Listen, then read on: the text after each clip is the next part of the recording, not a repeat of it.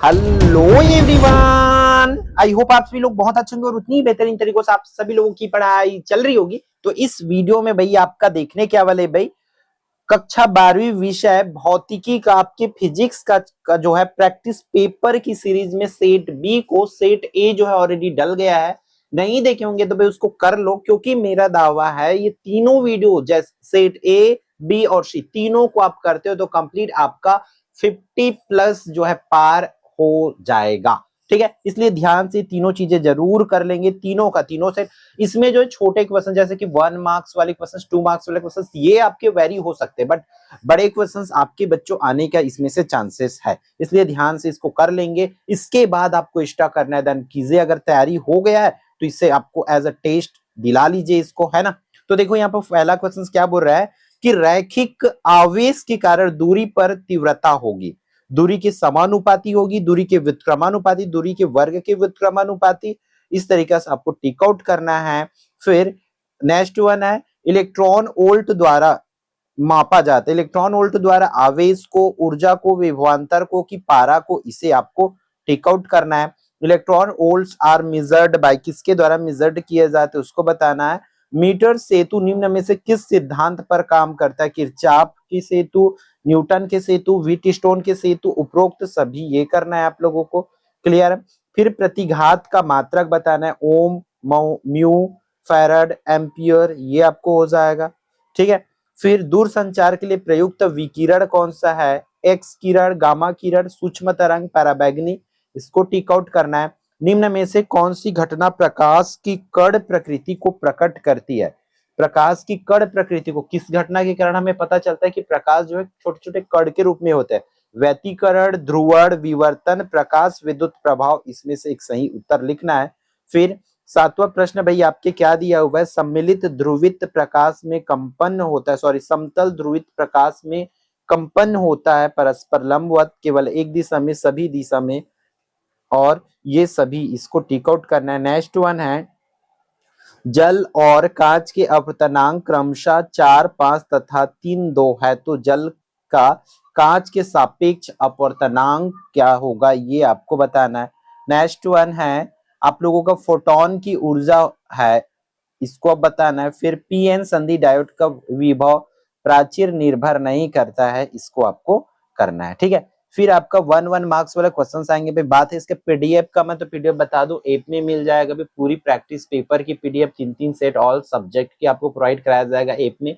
तो जरूर app download करके रखिए, वहां पर आपको निचोड़ बैच मिलेगा, उसी बैच से आप पीडीएफ डाउनलोड कर पाओगे। फिर यहाँ पे देखो विभव प्रवणता का एसआई मात्रक व विमी सूत्र लिखना है। अगला प्रश्न है भाई आपका, एक लंबाई के चालक तार को मोड़कर उसे वृत्तीय रूप में परिवर्तित कर इसमें धारा प्रवाहित की जाती है, इससे चुंबकीय आघूर्ण का मान क्या होगा, इसको करना है। दो समांतर तार जिनमें विपरीत दिशा में धारा प्रवाहित होती है एक दूसरे को प्रतिकर्षित करते हैं, क्यों, इसको बताना है। अवतल दर्पण द्वारा किसी वस्तु का प्रतिबिंब कब आभासी बनता है, गालक क्या है। तो ये छोटे छोटे क्वेश्चन है जो हमें पूछे जा सकते हैं, और यही क्वेश्चन आपके भाई जो है वेरी होंगे। ठीक है, मतलब 1 नंबर 2 नंबर वाले छोटे जो क्वेश्चन है इधर उधर हो सकता है, इसमें से आपको करना है, बट ये वेरी हो सकता है भाई, इतनी सारी क्वेश्चन होते हैं उसमें सटीक रखना पॉसिबल नहीं है। 2 नंबर वाले प्रश्न में क्या क्या दिया हुआ है, चुंबकीय क्षेत्र में गतिमान आवेशित कण पर लगने वाले बल हेतु व्यंजक ज्ञात करना है, और ये साथ ही साथ ये बताना है कि यह कब न्यूनतम होता है।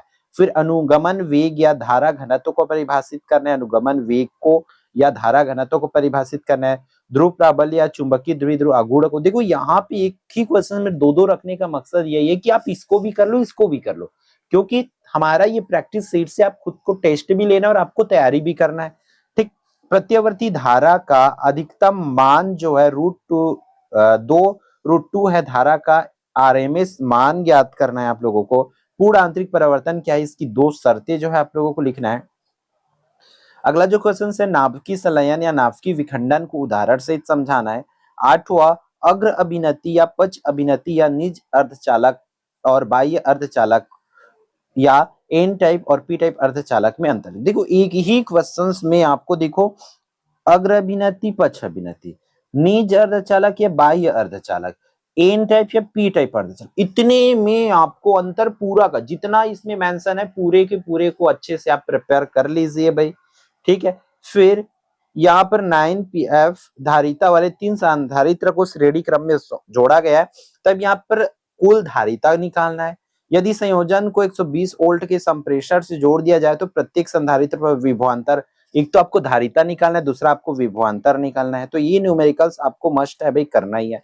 विद्युत वाहक बल तथा विभवांतर या विभव मापी तथा वोल्ट मीटर या प्रतिरोध और विशिष्ट प्रतिरोध में, देखो एक ही क्वेश्चंस में 3-3 रखा गया है, कोई एक आएगा पेपर में, बट आपको अभी प्रैक्टिस पेपर है, दैट्स व्हाई पूरे क्वेश्चंस को आपको अच्छे से प्रिपेयर यहाँ पर करना है।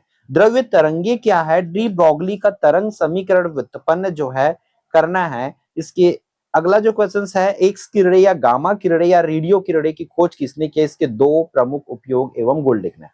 मतलब एक्स किरणें की, गामा किरणें की और रेडियो किरणें, तीनों का तीनों आप अच्छे से कर लो। लगभग देम से हो रहा है कि इन्हीं में से ही क्वेश्चंस जो है आपको पूछे जाना है।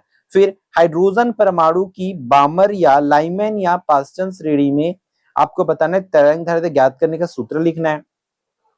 सबसे बड़ा व छोटा तरंग दैर्ध्य किस परास का होता है, इसको बताना है। या श्रेणी स्पेक्ट्रम के किस क्षेत्र में पड़ती है, इसको भी आपके करना है। प्रश्न क्रमांक 14 की बात करें तो पीएन संधि डायोड क्या है?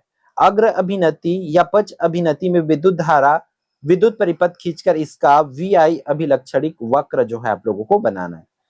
लघुत्तरी प्रश्न देख लेते हैं। फिर यहाँ पर देखो मूल्य आधारित प्रश्न जो है आना है, तो ये 2 मूल्य आधारित प्रश्न भी दोनों को अच्छे से आपको करना है, क्योंकि इसकी क्वेश्चंस भाई जो पूछे जाना है वो लगभग इसी लेवल की क्वेश्चन से ऐसा ही आएगा। तो ध्यान से इसको कर लेना है आप लोगों को। चैनल पर वीडियो ऑलरेडी डली हुई है मूल्य आधारित प्रश्न के लिए, इंपॉर्टेंट उतना जरूर कर लेंगे, ठीक है। फिर ये एक और है भाई मूल्य आधारित प्रश्न, 2 मूल्य आधारित प्रश्न आएगा, आपको पहले ही बता दिया, मतलब 4 आएगा अथवा करके आपको 2 जो है अटेम्प्ट करना है। अगला प्रश्न चलते हैं 5 नंबर वाला। गॉस की प्रमेय लिखिए। गॉस के प्रमेय द्वारा रैखिक आवेशीकरण विद्युत क्षेत्र की तीव्रता का व्यंजक ज्ञात करना है। इसके अथवा में ही दिया हुआ है, गॉस के नियम की सहायता से एक समान आवेशित ठोस गोले के कारण विद्युत क्षेत्र की तीव्रता निम्न स्थितियों में जो है ज्ञात करना है। ठोस गोले के बाहर हो तब, ठोस गोले के पृष्ठ पर, ठोस गोले के भीतर। फिर प्रश्न क्रमांक 18 क्या बोल रहा है? बायो-सेवर्ट का नियम लिखे तथा इस नियम की सहायता से वृत्तीय कुंडली में बहने वाली धारा के कारण उसके केंद्र पर उत्पन्न चुंबकीय क्षेत्र की तीव्रता का व्यंजक जो है ज्ञात करना है, ठीक है। अथवा में अगेन एक और दिया है, बायो-सेवर्ट का ही है भाई। बायो-सेवर्ट का नियम लिखना है। इस नियम की सहायता से वृत्तीय कुंडली में बहने वाली धारा के कारण अक्ष पर उत्पन्न चुंबकीय क्षेत्र की तीव्रता